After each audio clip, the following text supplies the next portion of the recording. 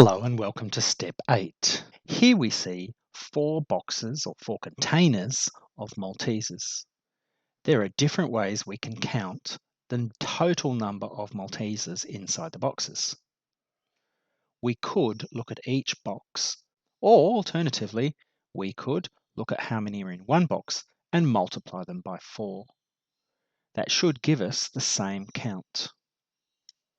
Expressing this in algebra, on the left-hand side we would say a plus a plus a plus a is our quantity.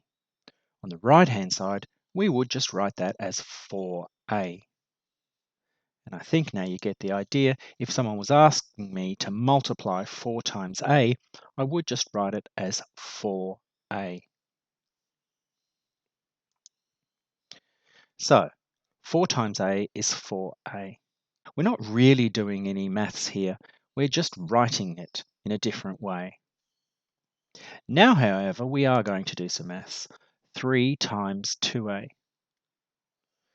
If we think about what the 2a is, which is 2 times a, then we can see what the answer should be.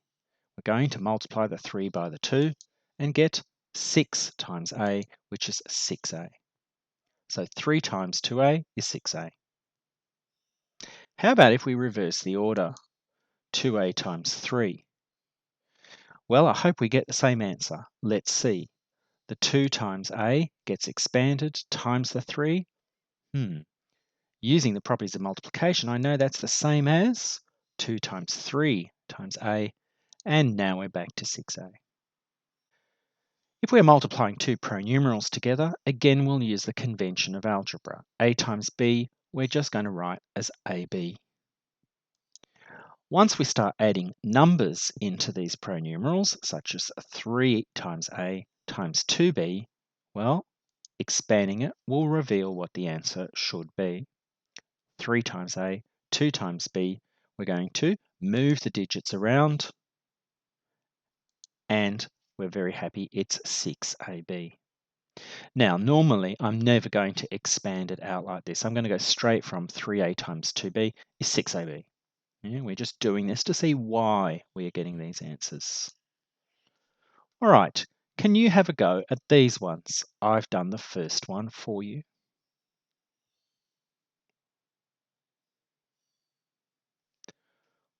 So 4d times negative 2e, well, it's going to be 4 times negative 2, so negative 2de.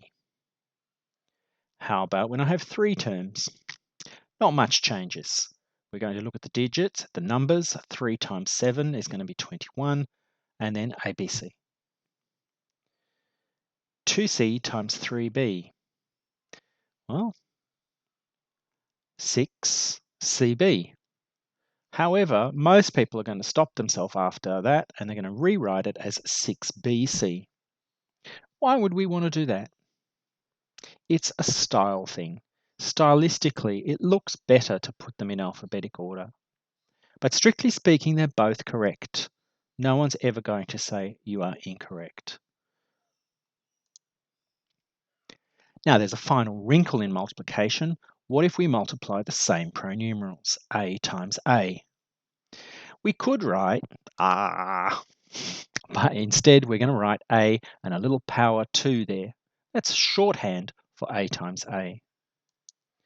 So if I was to multiply 4a times 3a, again, I'm going to look at the numbers. 4 times 3 is 12. There's the but I'm going to write it as 12a squared. Again, normally you're not going to do this level of writing. You're just going to write 4a times 3a is 12a squared. Do negatives make a difference? Not really. We're just going to do the negative multiplication. So 4a times negative 3a is negative 12a squared. How about this one? 2a times 4a. Do you see the answer?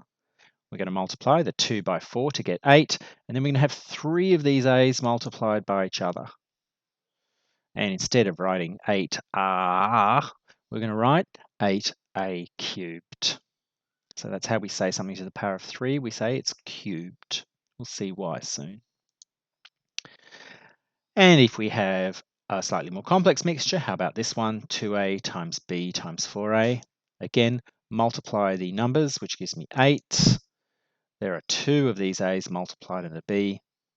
Don't feel like writing 8 but I'm going to write 8a squared b. All right, it's time for a little bit of practice. Put the video on pause, choose the yak level that you'd like to do, and advance to get the solutions. And here are the solutions.